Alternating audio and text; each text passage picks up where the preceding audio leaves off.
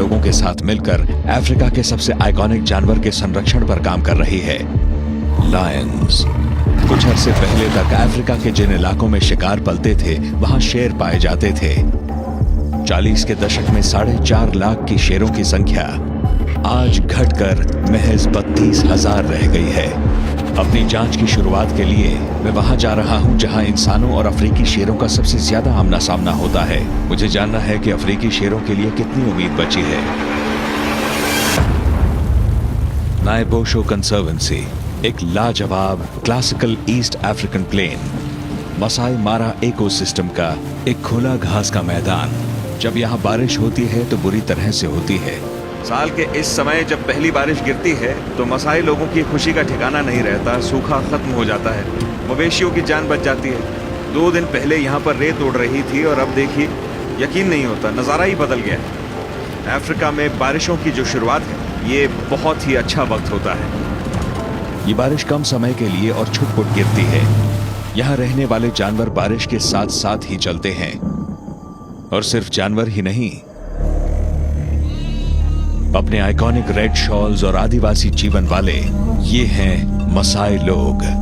ये कमाल के योद्धा हैं और इनके रीति रिवाज अफ्रीकी शेरों से जुड़े हैं। इनके ये रीति रिवाज इलाके में शेरों की संख्या घटा रहे हैं।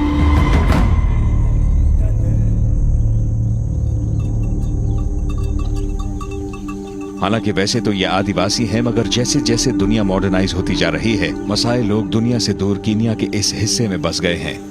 मसाई लोग दूध पर जीते हैं, तो सुबह सुबह मसाई लोग जागते हैं तो सबसे पहले दूध निकाला जाता है और फिर अपने मवेशियों को चरने के लिए छोड़ देते हैं। मैं इनके एक परमानेंट होमस्टेड या मन्याटा में आया हूँ।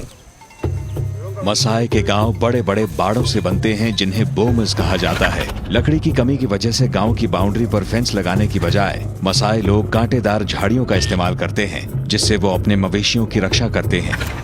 बोमस सिर्फ मवेशियों को पेन के अंदर रखने के लिए ही नहीं है। ये कांटेदार झाड़ियां भूखे शेरों को भी दूर रखने का काम करती हैं। यहाँ आने पर मैं अपने पुराने दोस्त डैनी से मिला। इन्हें अपनी मसाई परंपरा पर फक्र है। वो अपने गांव के साथ साथ अपने रीति रिवाजों की झलक दिखाने के लिए राजी हो गए।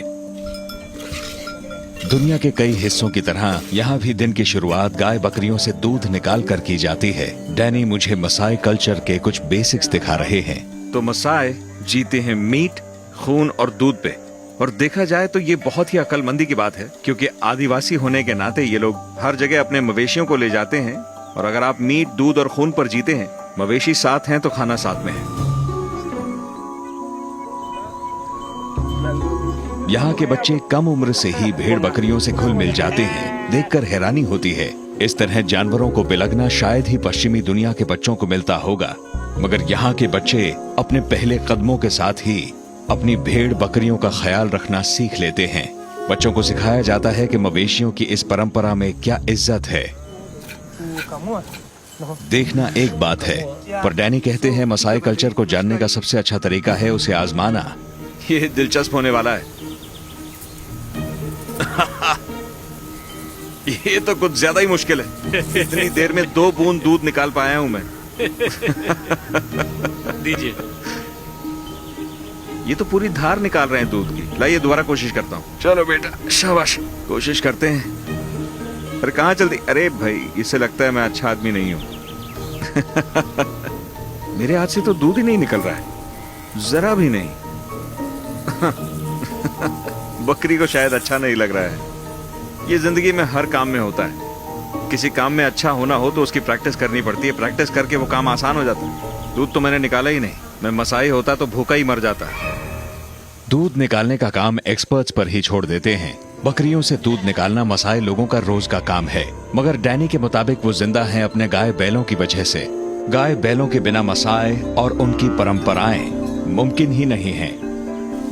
ये बोमाज इनके मेन बोमाज हैं, मगर बदलते मौसम के साथ मसाई लोग टेम्पररी बोमाज भी बनाते हैं। घास चरने के लिए जितनी दूर वो अपने गांव से जाते हैं, उतना ही अफ्रीकी जंगली जानवरों का खतरा बढ़ता जाता है। डैनी बताते हैं कि यहाँ इस पक्के गांव में भी शेरों का खतरा लगातार बना रहता है। सबूत के तौर पर उन्होंने मुझे अपना एक मवेशी दिखाया जिस पर शेर ने हमला किया था, और लायन अटैक का पहला विक्टिम हमारे सामने है। ये जो आप देख रहे हैं, इस बछड़े के सर में ये गहरे गड्ढे एक लाइन